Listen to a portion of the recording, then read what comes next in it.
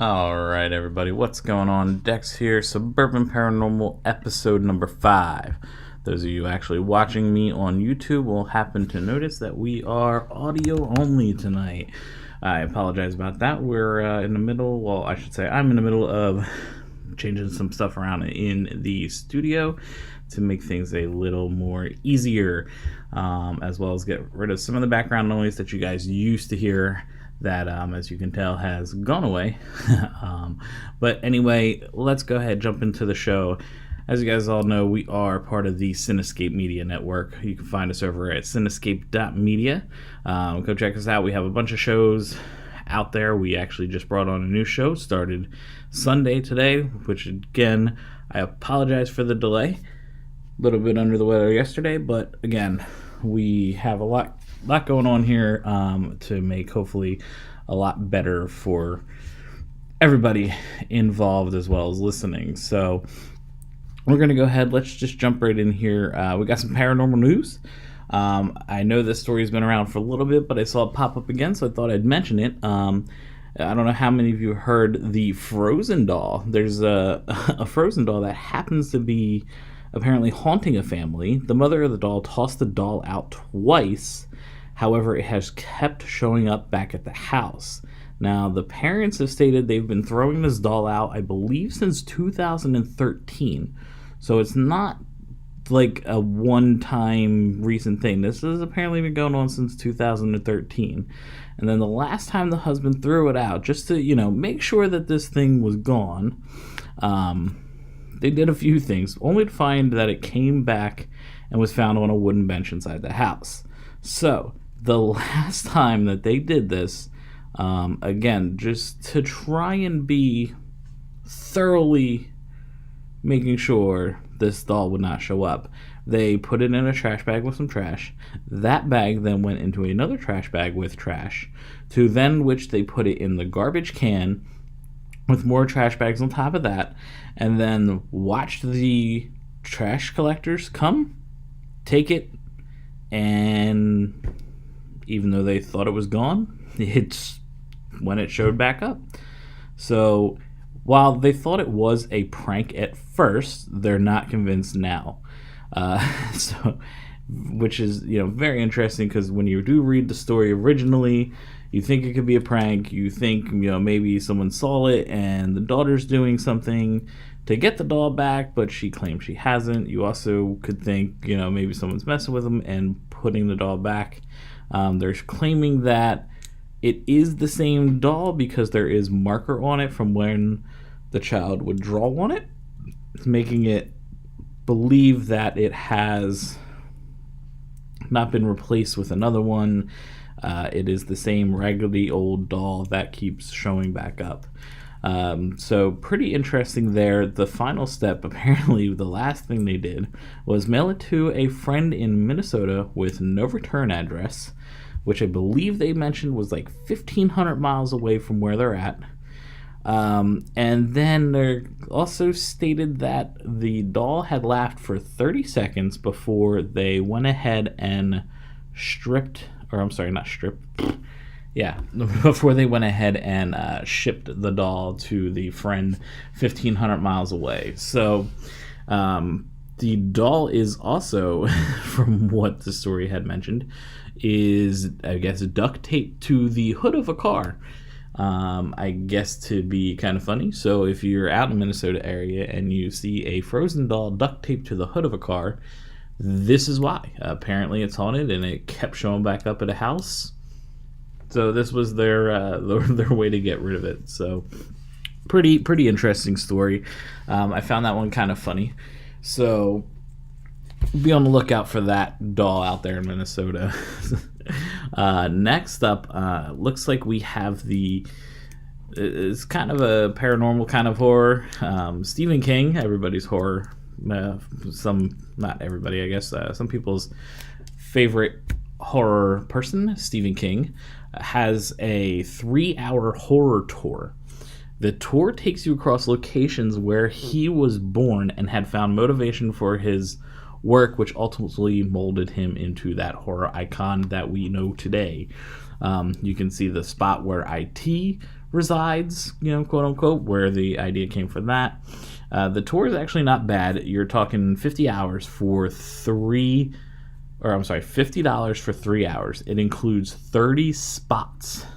Now that price is actually only for 10 and over. So if you wanted to bring a child along for what reason, I don't know, cruel trick, whatever you want to bring. But apparently if they're 10 and under, they are actually free. From where I'm at here, we're talking about an 8-hour drive or so to go do this myself if I wanted to, or some of us here over at Cinescape wanted to give it a shot. It's not too bad of a ride. I'm pretty sure, since we are talking Maine and my wife loves lobster, I'm pretty sure it wouldn't be too hard of a sell to take that trip up there and maybe make an episode while we're out there with what's going on in the tour, and maybe any other thing else out there that we can find paranormal to do a story on. So that could be fun. We'll see. Not 100% if that would actually happen or not, but who knows? There are all these kind of little tours and stuff. Anything that's not too far away from here can definitely happen. So we'll see. If that trip happens, we'll let you know. So we're gonna keep moving along here. Let's go ahead. Let's do our paranormal dad joke. I know some of you may or may not like dad jokes. I know I've said this before, but I've also been told a lot of people are liking and appreciating these, so we are going to continue with them. So, this one is, what ghostly king discovered fractions? Henry VIII.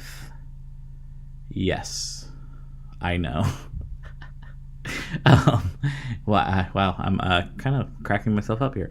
That is our paranormal dad joke. I do think you could probably say that one a different way if you wanted to.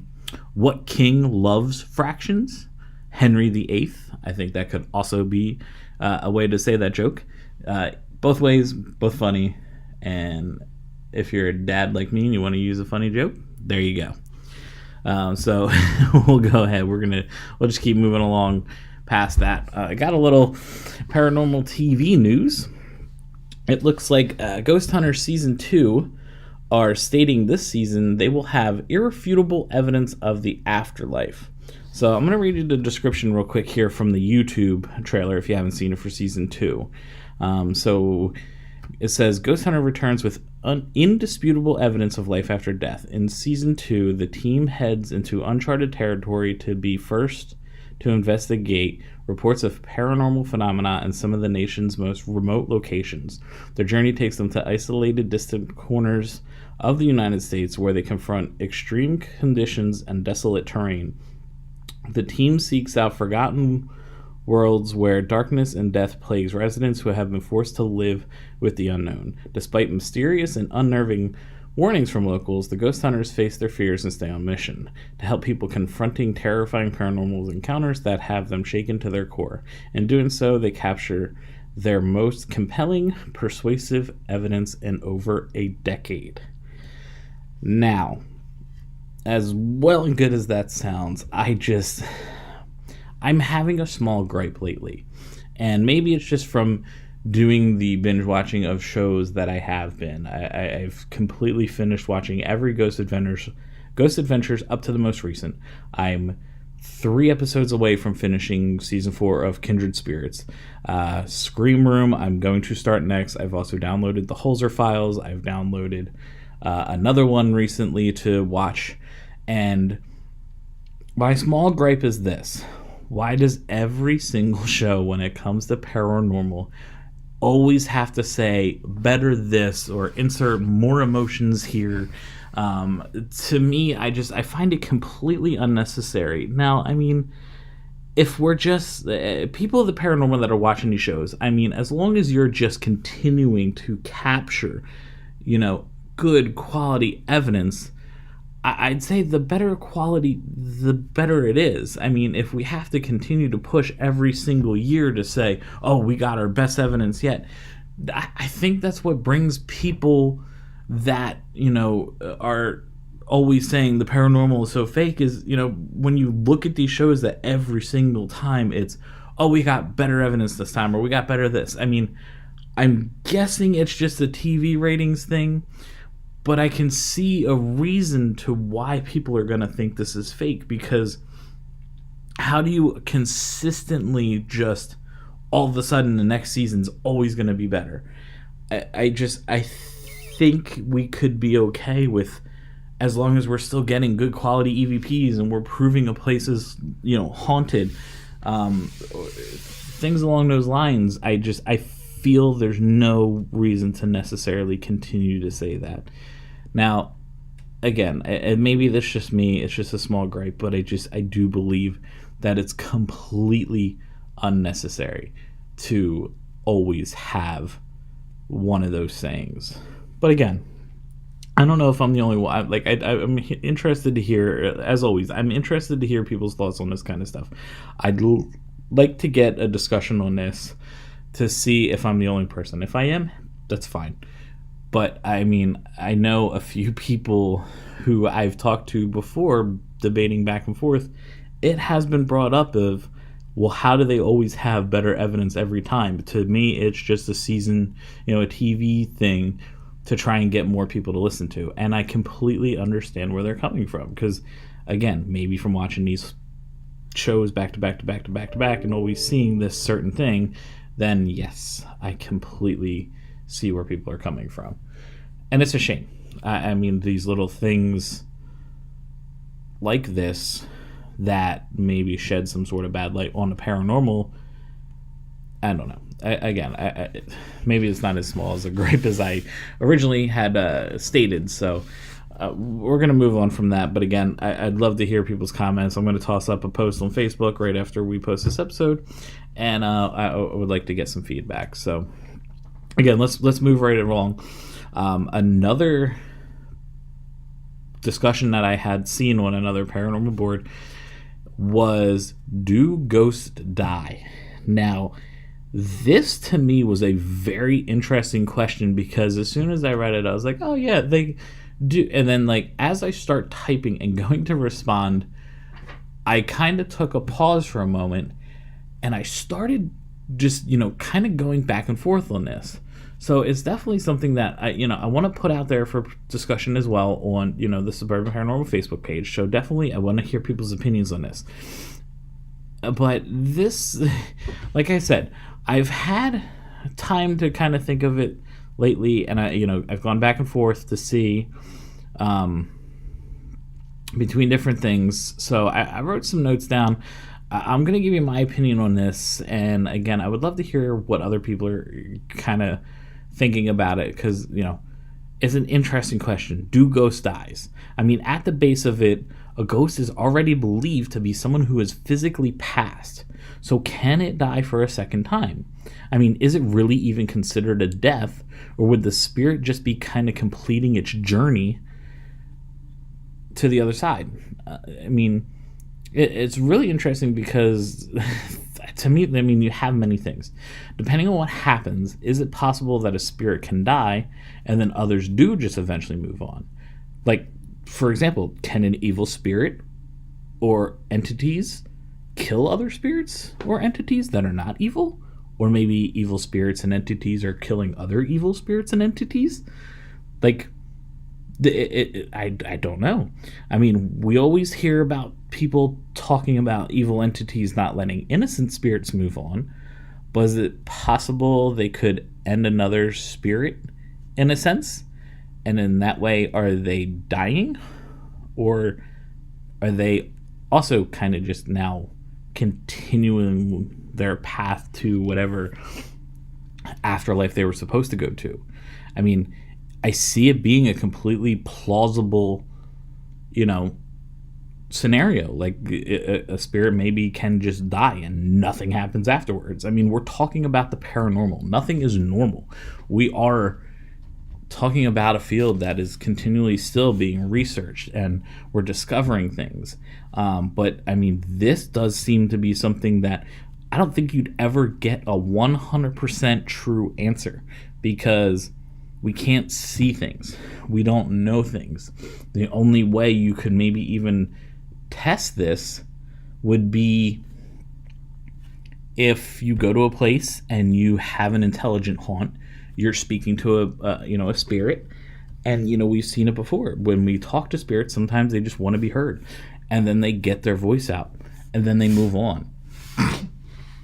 But if we talk to, say, an entity that we know is stuck, and they're being evilly impressed or depressed and being captured there from this evil entity, and we go back, say, months later, and we try to reach out to that same person, and we don't reach that person or spirit or entity, whatever you want to call it, can we say they possibly were killed by that evil entity?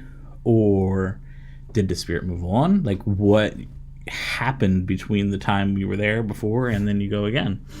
And I mean, we're not always going to get the same people every time we show up. So if you go 2 or 3 times after, maybe 4, and you still don't hear it, you can possibly say it's that intelligent, response you were getting has moved on in some sort of the word.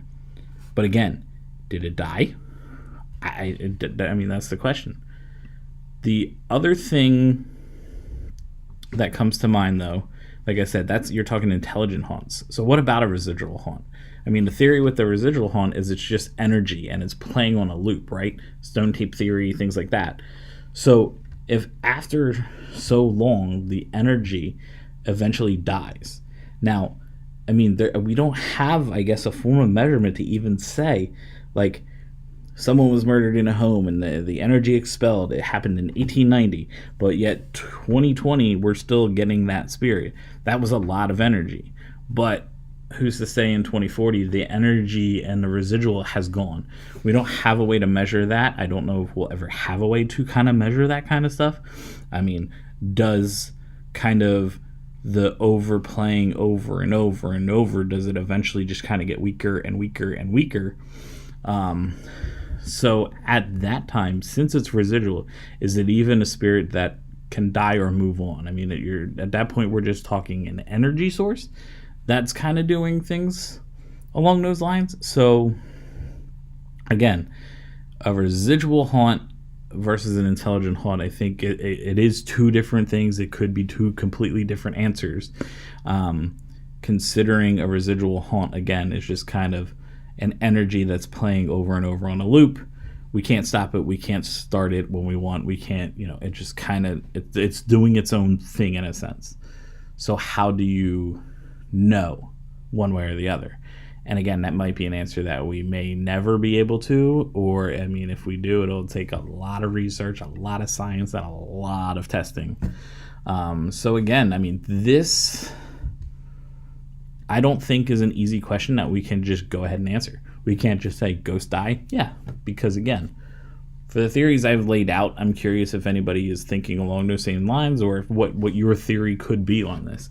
Because again, I mean, it was something that I went to just answer with a quick answer, and when I stopped and thought about it, I had about 10 different scenarios run through my head. I put a couple of them out here for you guys to, take a listen and, kind of think on it yourselves. And, do you agree with what I say, or is there something different that you think may happen or could happen?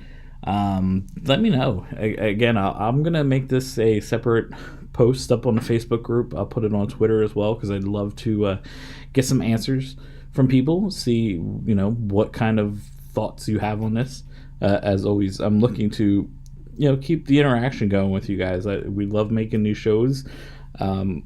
From what I can tell, we're getting bigger as a community, and I appreciate all of you listeners that have been tuning in and perhaps showing your friends and things along those lines, where our listener count has grown and continues to grow.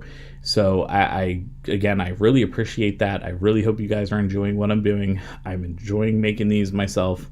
Again, reach out to us on Facebook, Twitter, Instagram, and also we have suburbanparanormal@gmail.com. Feel free to email in anything you have. If you have something you would like me to discuss, feel free to let me know. I mean, I'm up to discuss anything. If you find an article you find interesting and want to hear my thoughts, definitely send it over. I'd love to sit and read any of these articles that come out. It's kind of even hard. There's not very many sites that I can see that really kind of cover this topic. And I guess that's maybe why we're getting so many listeners, is because there's not even really too many podcasts. I've seen a few, but again, I don't know very many out there. So it's definitely, again, we've discussed before, where the subject of the paranormal has always been kind of on the outskirts of normal everyday life, and people that believe in this stuff, in some ways are ridiculed, or some ways are just, blown off and said, oh, you're crazy. But for those of us that do know, that do listen, that do believe, and do research, we know what we're getting into, we know what we're doing, and we're going to continue to do it. So again, I just wanted to say thank you to all the listeners out there, those that are sharing the podcast. And again, I hope we continue to grow. So again, I'm going to go ahead and I'll put these discussion topics up. Let's get some interaction. Let's get some feedback. And let's get some discussion on this stuff. But for now, guys, again, check us out over at Cinescape.media. I am always available on the social medias to discuss. I'm usually up late at night for those listening in other countries. Again, I'm from the U.S., but if you're in other countries, there's a good possibility you'll catch me online late at night. So I bid you adieu for now, and I hope to hear from you guys soon. Again, check us out, Cinescape.media, Facebook, Twitter, and Instagram are all Suburban Paranormal. For now, I'm Dex. I'm signing off, and we'll catch you again in 2 weeks. Bye-bye.